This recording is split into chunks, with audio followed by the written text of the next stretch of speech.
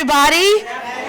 Oh, that's so much better. I'm so excited that you are here with innovative content creation. I'm one of your instructors, Rashonda Pratt, known in the digital streets as the Rose Show Live.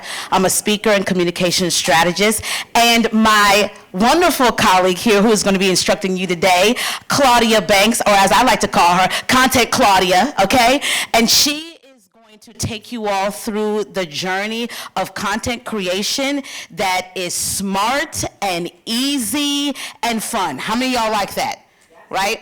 One of the things I tell people all the time is facts tell, but stories sell. And if you are in business, if you have a product, a service, if you are a speaker, an influencer, whatever you do, if you're even building a personal brand, you need to be in control of your own narrative.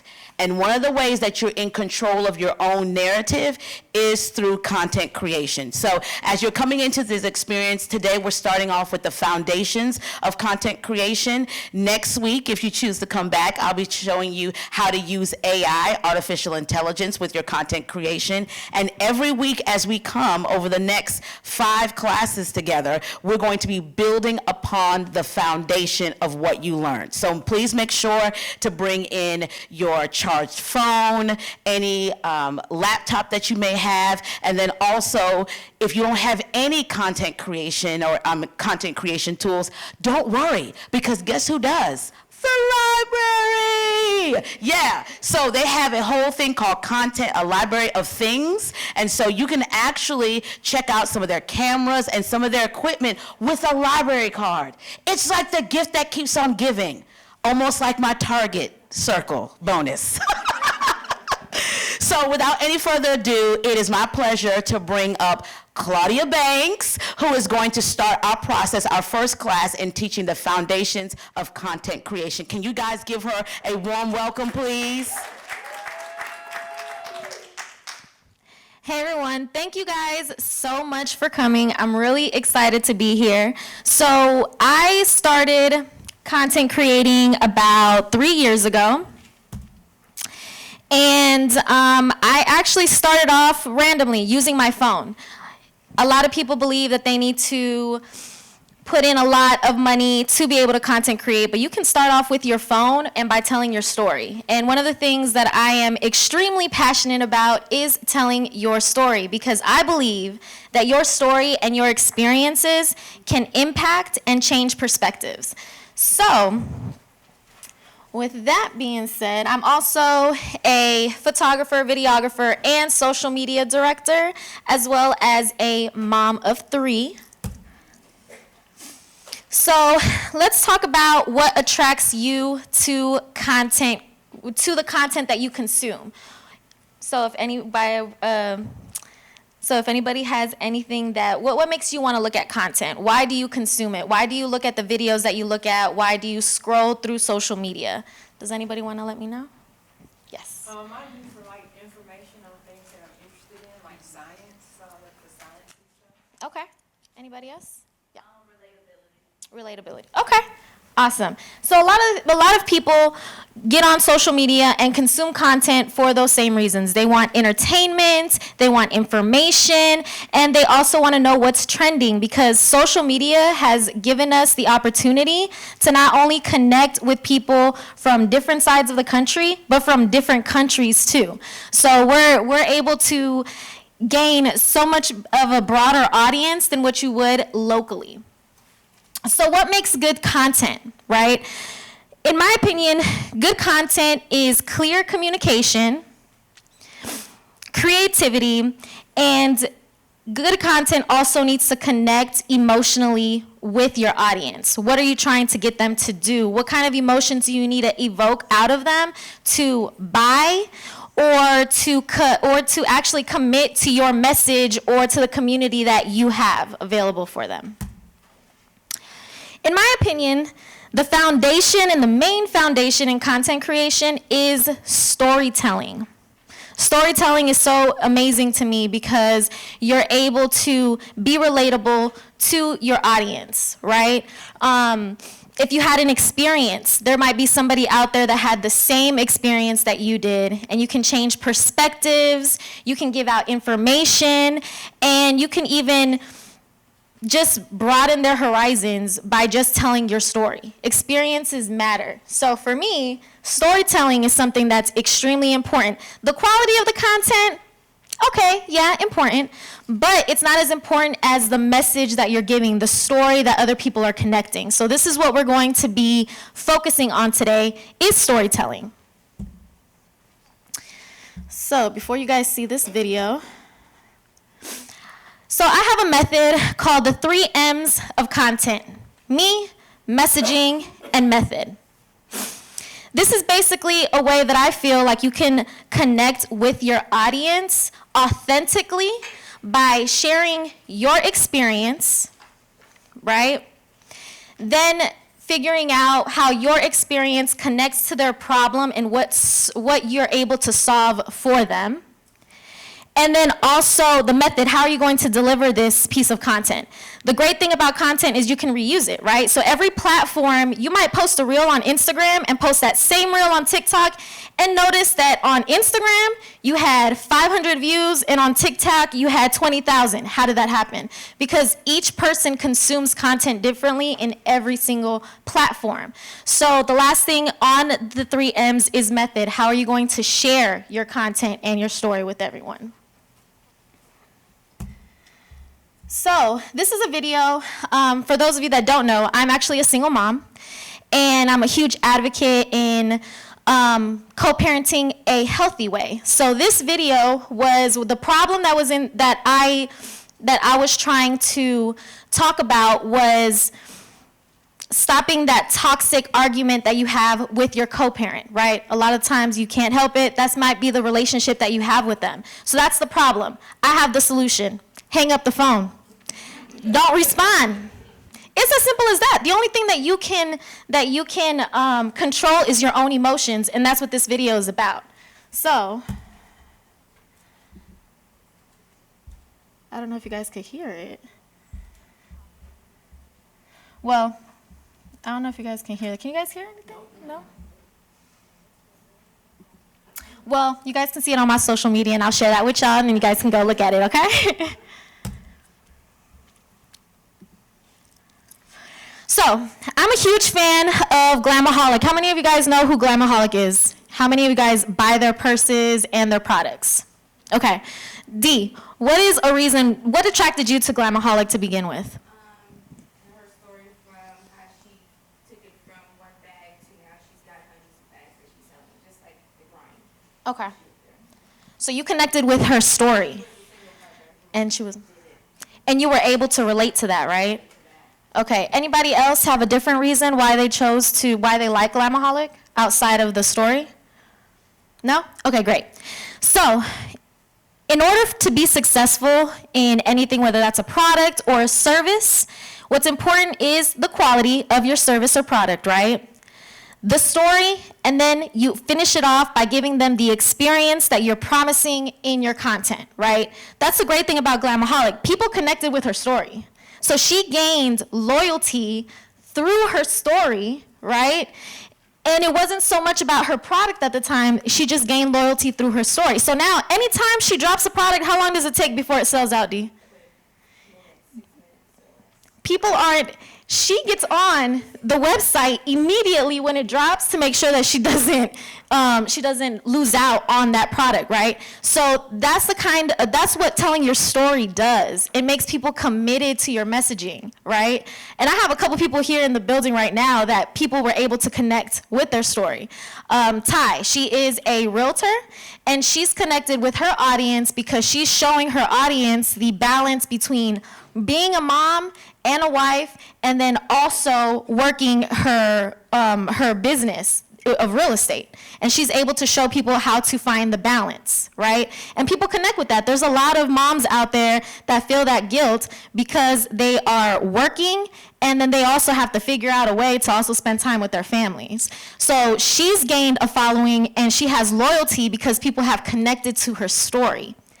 D has a huge following, and so does Jessica back there, have a huge following because they've shared their story and were transparent in sharing their story so people can relate to what they're going through. So the story matters. And then on top of that, if you give them quality and an experience, you'll have success because you're giving them you're being transparent from your story all the way down to the product. Okay, so we'll get to the homework later. So you guys got a handout, right? The 3 M's handout. So we're gonna work on that handout, okay?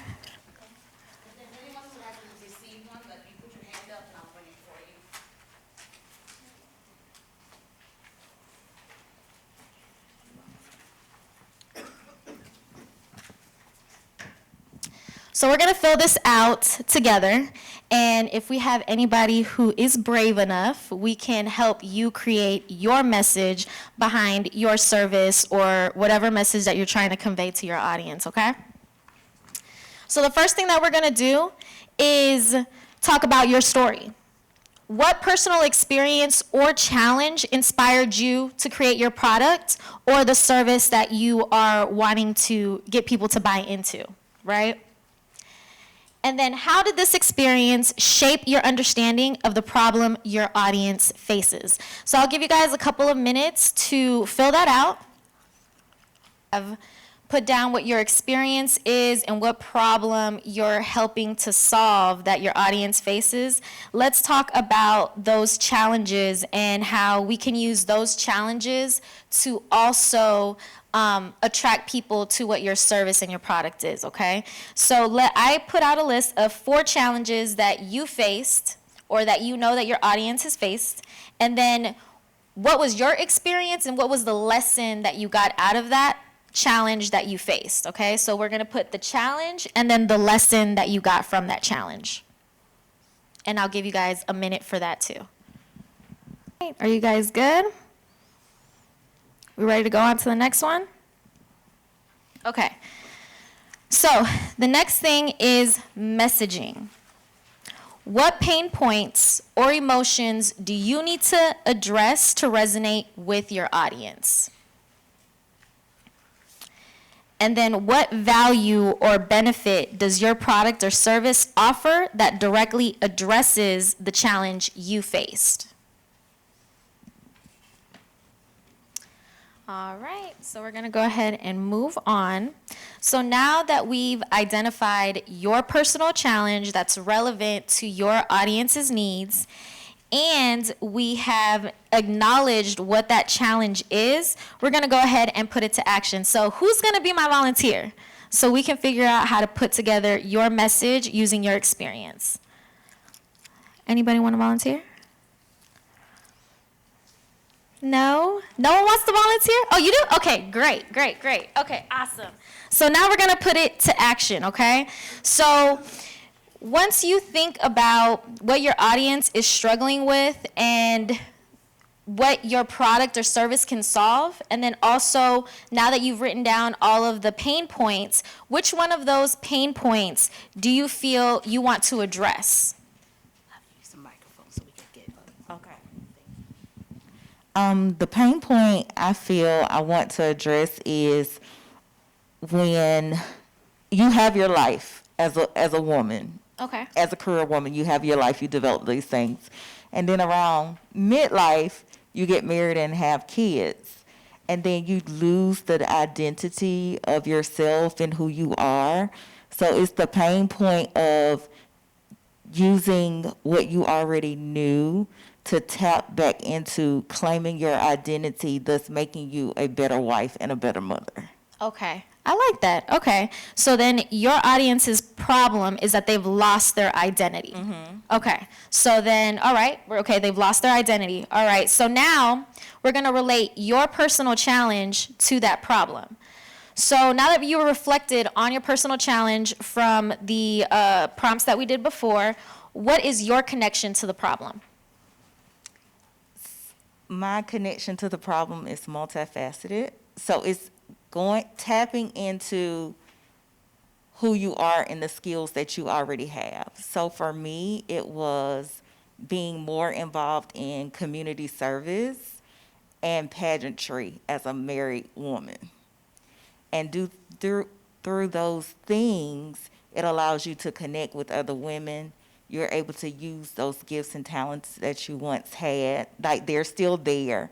And then you're able to bring an awareness. You know how you say, you think you have a problem until you meet other people. Like, we really have first world problems. So using like my pageantry platform and all of those things helped me to connect with other women, and then also help us to find like our place in the world and how we can better serve people as well as our families. Okay, I like that. So let me ask you a question. Outside of your platform that helped you connect with other women, what was your personal, like, when did you realize, hey, I've lost myself and I need to find it? And how did you pinpoint that this platform was going to help you find your identity? What was your process in that? It was actually two things at two different times. So when my kids are only 13 months apart. So when I had 2 under 2, my grandmother passed. And what's other people in the room? I didn't have a real bra to wear to my grandma's funeral and a nice dress. And I was like, y'all are supposed to love me. Like, and y'all let me walk around looking like this for 2 years. So going to JCPenney, getting the appropriate bra, getting a new dress, I was like, okay. And so then I started reaching out to other women like, let's go shopping, let's do this, let's do that. So then my second occurrence happened within the last 6 months. Somebody wanted me to coach their daughter in a pageant. I was like, I don't do that anymore. I have boys. But it woke up this zest and this passion of, there's so many women out here with gifts and talents. There's so many women out here with stories to tell. There's so many young ladies who can use this as avenues to get scholarship money. Okay, let me get my rear into gear and help those women. Okay. So your connection, in my opinion, I feel like in the perspective that you would go with that would be the moment that somebody asked you to coach their person in the pageant, right? Because I feel like that is what kind of sparked your reason to going back to that platform, correct? Yes. Yeah, okay. So let's talk about that. That is a way that you were able to go back and find your identity. So that could be something that someone else could relate to. So let's put that as your connection to what that problem is. Okay? So now that we know what your connection is, what is your solution to helping other women find their identity again? Okay, so I guess that's why I'm here, trying to work it out and figure it out. Okay. So when I coach women, it's really the presentation part, the interview and the on-stage question, and it's turned into preparing them for job interviews as well. Okay. So a little more light, anything you could shed on that would be great. So you're kind of like a confidence coach. Yes. In a way, right? Okay. You're that might be an interesting way of bringing that, finding your identity. Because listen, when we lose our identity, I know from experience, when I lost my identity, I was not confident at anything that I was doing. So that might be a great way to connect with other women that have lost their confidence because they lost their identity. Okay. Okay?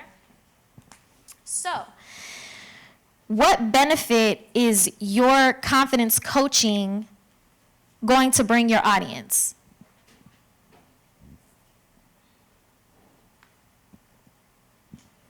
Okay, I was taking notes. Oh, you're fine. Okay, the benefit is, like you said, when you become when you realize your identity again and you realize who God has created you to be and you're using those gifts and talents, you become unstoppable. Like, my kids actually came to the pageant, so your people know you in one facet of your life. And to see my little boys have like this whole new respect, they're only 8 and 9, for their mom and what I'm able to do. And they go around talking to people, my mom can show you how to do this, or my mom can show you how to do that. So when I show up at their school, well, your son said you can help me do this, or you can help me do that. And I'm like, sure. I mean, or it gives you a greater appreciation for what you're able to give to others. So I've helped this lady interview for a job, her first time in 30 years. And she didn't get the job, but she's like, I can do this now. I can do this now. So she's excited about applying for jobs again and getting out on the market. Okay. So the benefit is becoming unstoppable, right? That's what, yeah. So I think that's great, is becoming unstoppable. So you kind of help women go from lost to being unstoppable.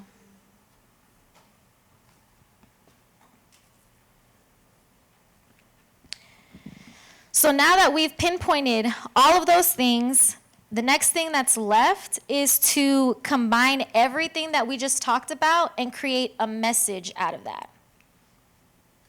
Okay? So kind of like, how can we bring that together? Which, by the way, shameless plug, next Tuesday, AI, the benefits of AI, may help you construct this message. So make sure that you're here, okay? If that's something that you struggle with. So once you come up with your final message, let's talk about visuals, right? How can we connect the dots from what your message is and how you can bring it alive visually to your audience, right? First thing that you want to consider is, what age group are you? No, you're fine. What age group are you wanting to attract, right? So what form of content do they consume the most? If you're looking at early 20s, it may be Instagram and TikTok that they're on the most, right? So you might want to do a video for them. And then with Instagram, there's a carousel. You could also do carousels. If you're maybe looking at an older age range, Facebook might be your platform that you want to focus on, because I'll be honest, I am not a Facebook user. As much as people write me on Facebook, I will not be on it. You can find me on Instagram in the Instagram streets all day and TikTok, but Facebook is not for me. So you got to think about what platform your age group likes to be on the most, right? To decide what kind of format you want to choose. All right. So, does anybody else want help with their messaging? Do we have another volunteer? Yeah, sure. Okay, so my question is, what if you have two things that don't relate? Should you just have like two different messages? Do two different type? So, are you planning on using one platform for those two different messages? No. No? You Okay. say, what's the message? Okay, so one, as far as the personal experience, was like, as a child coming up, I had issues with reading. I wasn't a good reader. And another issue is that I became aware of in the past 6 years is what's going on with our food supply chain in our country. And then another thing was the state of our infrastructure in the country as it relates to trade skills and training for young people in order to be able to, that don't want to go to college, however, they do want to make a livable wage. So one way to do that is through the skills trade. So that's kind of like two different things, and it is two different organizations. Okay. So they're two different organizations, yeah, so it would be two, okay. two different So platforms. with that then, it would be two separate messages that you would Okay. put on one platform and then the other Right. message on the other one, just because you're hitting different audiences in those two different platforms, okay? So that's what I would recommend. Was there anything else? No, I thought it was funny when you were saying the thing about Facebook, because I have a 17-year-old, and she's like, Mom, only old people use Facebook. And I'm on Facebook, so I was just like, well, I thought everybody used Facebook. I didn't realize that it was dated. Yeah. I didn't realize Facebook was so dated, and I said, okay. Yeah, yeah. Yes, ma'am. Well, let me get it on the mic. Oh, yeah. I've got to be sneaky.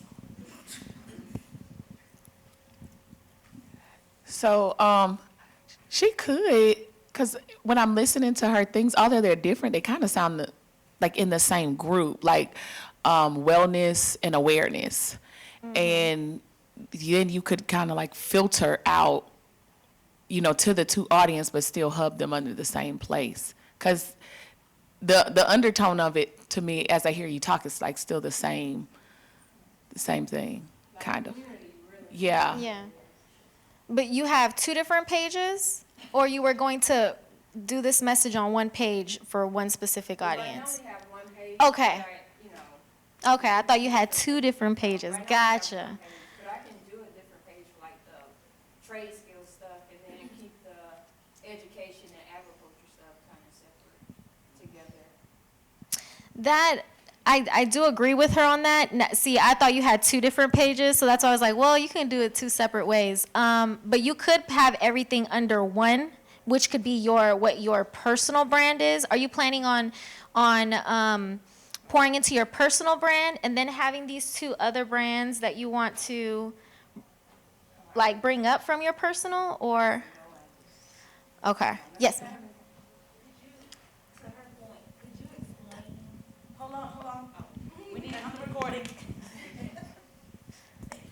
Could you explain what you just said, like the personal brand and then housing the other two things under the personal brand versus, Okay. yeah. So I love personal brands because people get to connect with who you are as an owner, right? And they get to see your passion, they get to see your journey, and that kind of gets them, it attracts them to whatever business it is that you have, right? So I love personal brands. I believe that everyone should put their personality out there and tell their story. That is my opinion. I think personal brands are a great way to be able to feed other businesses that you might have. So that, and what was the rest of your question? I'm sorry. Was the difference? Yeah, the difference and then how one benefits the other. Okay. So the personal brand, like let's say you have a Instagram page or a Facebook page or a TikTok that's your personal brand, and you have a good following on it, right? And then you are wanting to open up another page for your business, but your business has no following because nobody knows about it. So you want to use your personal page to promote your business page until your business page is up and alive and has its own life, and you don't have to pour into it as much. I think that when you're first starting off a business page, I think it's a great way using your own personal pages to feed that page until it grows on its own. That's why I believe personal branding is so important, because it does give you the ability to be able to let people know about everything you have going on and then direct them to those places. So that's what the benefit of personal branding does. Just add something Yeah. to the personal branding conversation too. We have to remember people buy people, right? They don't buy a product anymore. Long gone are those days. Our parents used to do that. I'm going to drink Folgers because it's in your cup. People don't do that anymore, right? They're buying the personality. My favorite influencer always goes to Starbucks, so therefore I'm going to go to Starbucks, right? And so we have to understand that people buy people, right? And then we're also in this era now going into next year where authenticity is very high because of everything that's happening with AI and all those things. So it's of most importance as you're building your business, that you're building your personal brand, because as I get to know you, I'm going to want to do business with your business because I know you. So remembering that, it's the human connection. You can't get away from that.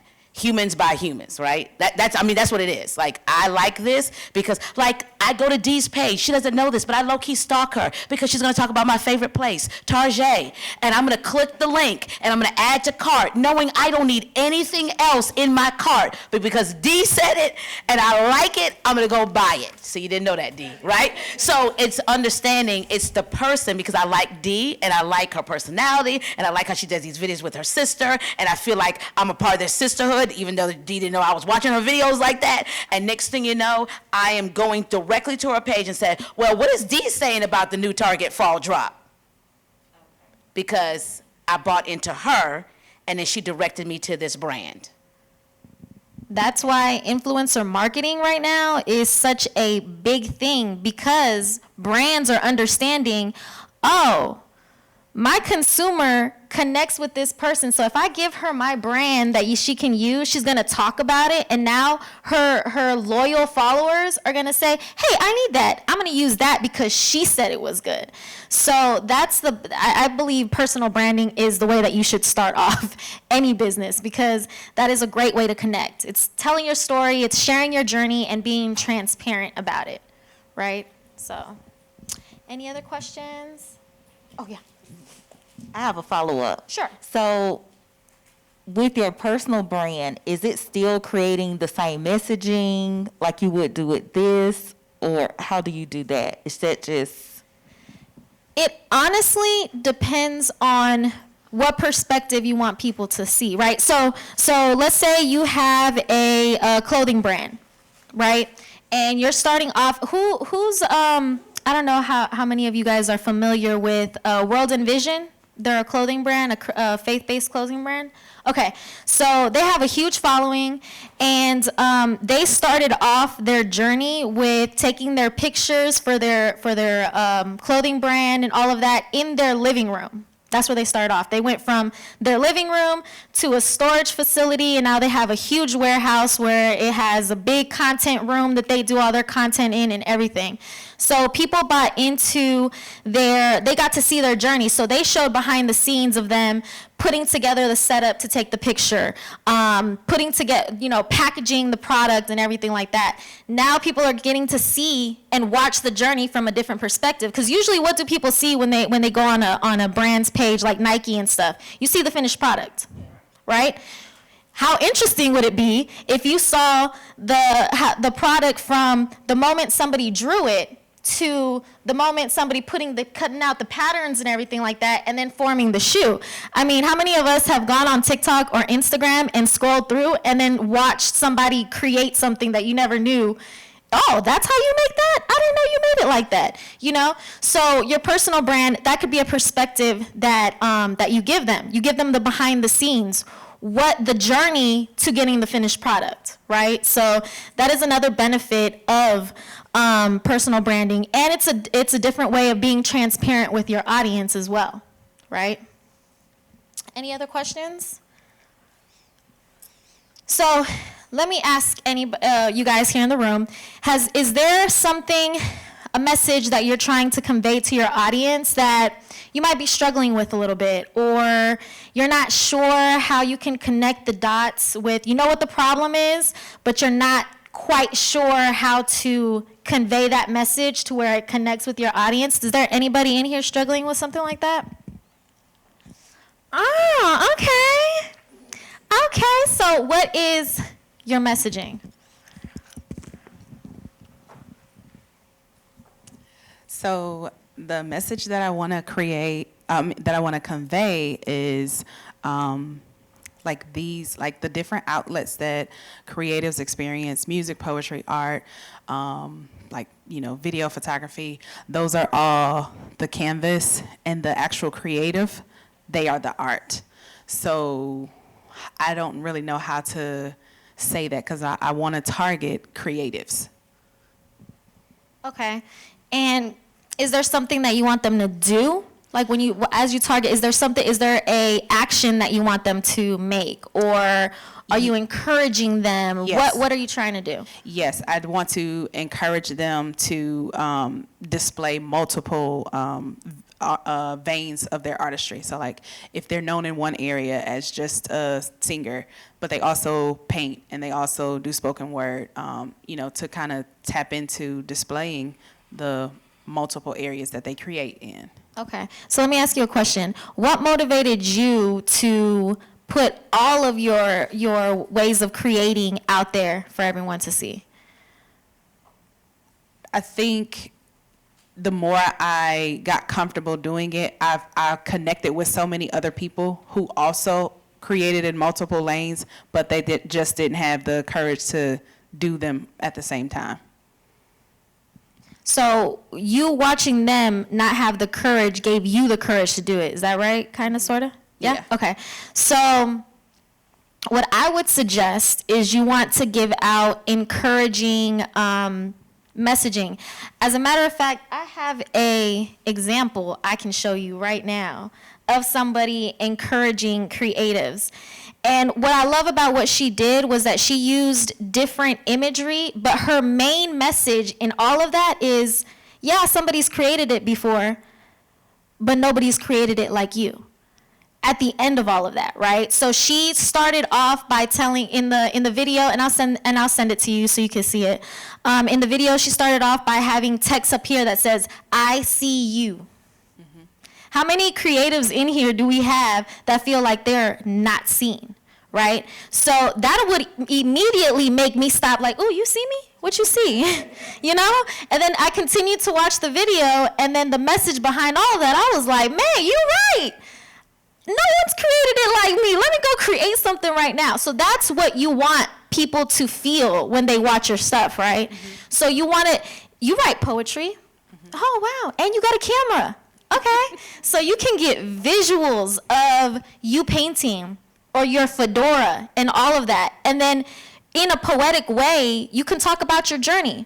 What message would you have liked people to encourage or say to you when you were struggling and you didn't want to create? What would you have liked somebody to tell you? Sometimes you have to look at your audience like yourself, right? Because sometimes what happens is it's kind of like a testimony, right? We've gone through the storm, and now we have a testimony to share with you, right? So now that you have a testimony, talk to your people the way you would have liked for somebody to talk to you. Talk to yourself. Talk to the you that you used to be when you were going through the problem. That's the best way to connect, because other people are going through that or have gone through that. So your experience is what's going to help them get through it. So that is one way to do. Just look at your audience like you're looking at yourself. Encourage yourself. Talk to yourself. There's been so many times where I've put out motivational things about being a single mom and everything, and keep pushing, and we see you, single mom. And I'm sitting there at home like, Lord, I don't know how I'm going to do this. I don't want to go. But I'm still putting out that motivation, that piece of motivation or encouragement, because I'm not only encouraging my audience, but I'm low-key encouraging myself, because your girl is struggling. You know what I mean? So that's how you have to speak to your audience. You need to speak to your audience as if you were speaking to yourself. That's the best way to connect, in my opinion. So is there anyone else that might have a question or a problem that they have to connect with the message that you're wanting to convey? No? Okay. Oh, homework, guys. Let's talk about homework.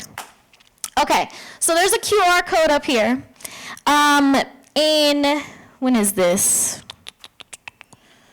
October 1st, we're going to get into editing videos like a pro. So if you're going to come back for that class, you're going to need to be prepared. Get you CapCut. I love CapCut. I stand by CapCut. So I will show you guys tips and tricks on how to use CapCut efficiently and effectively, whether you're using the pro version or the free. Okay, so I'll show you guys a couple of tips. So make sure that you guys download the app. Not only that, I need you guys to come back with a message that you've decided that you want to convey, right? During this week that I'm not going to see you, I also want you guys to create a shot list. So think about what visuals will help you convey, bless you, whoever sneezed, will help you convey that message, right? So if you're if you want people to see you as a confidence coach, right? You could use visuals and maybe journaling and talking about a message that, I used to not be, or being sad or walking through a park, things like that, that would give people that feeling like, oh, okay, she wasn't confident, and this is the process to become the confident person that you want to be. So I need you guys to create a shot list of what you're going to be shooting, and then from there, I want you guys to record videos that will help you convey the message. Bring your videos on October 1st, and then we'll go ahead and edit the video together, and then you'll have your first piece of content that you'll be able to post to convey your message. Sound good? Yep. Okay, so that's pretty much it. Give a round of applause to Claudia, my girl. Listen, I want to just say something to the room, okay? I want to say something to the room, and then we're going to have Jennifer with the library talk about the library of things that you can get here. This is one of the things I want to, because I felt this in the room. Number one, this is not about being perfect. This is about progress. Okay, so all the perfectionists in the room, former perfectionists, I was the president, had the t-shirt, lifetime member. Listen, it's not about being perfect. It's about just making progress. Actually, some of my best videos that have done really well and was highlighted by Instagram was a oops. I was like, man, I did not mean to, okay, well that went really well. They like it, and that's all that matters, right? And so this is not about being perfect. This is about making progress. So I just need you to take messy action. Can we commit to that? Taking messy action, right? That's better than perfect. The other thing that I want to confront in the room is the person, because I feel it in the room, the person who's saying, I don't know, this lady just gave us this homework assignment and she does not know, I don't like being in front of the camera, I don't like hearing my voice, I don't like all the things. I just want you to understand that was me too. I worked in television news for 20 years, worked here at WIS and WLTX, and I did not like my voice and I did not like how I looked on camera. And now I'm doing commercials and voiceover work. Why? Because I just decided to use this voice that I was given. Imperfect or not, and this is how you get better. You get better by doing, not being afraid, not standing still. You get better at liking your voice, you get better at using your voice by doing the thing, okay? And so I just need you to be committed to that and understand that, you know what? Closed mouths don't get fed. And the creator economy is $1 billion, I think $46 billion economy. There are your neighbors during COVID were making money at home. We created a whole other economy during COVID, and it's called the creator economy. You can Google it, $46 billion, and these are people who are making imperfect videos with their smartphone. So I just want you to understand everything that I just said. I just need you to commit to taking messy action. I need you to commit to, yes, my voice is not like what I want it. I'm still uncomfortable with it, but I'm going to use this voice that God gave me, and the more I use it, the better I get at it, and I want a slice of the pie because everybody else is making money with their smartphone. We can commit to that? Okay, we committed to learning? Okay, awesome. Give yourselves a round of applause. Awesome. We're going to let Jennifer come up. Claudia, you're amazing. I am so excited to be with you all next week. We're going to be talking about AI. Listen, bring your friend, bring your cousin, your bestie, your business bestie, and make sure to sign up.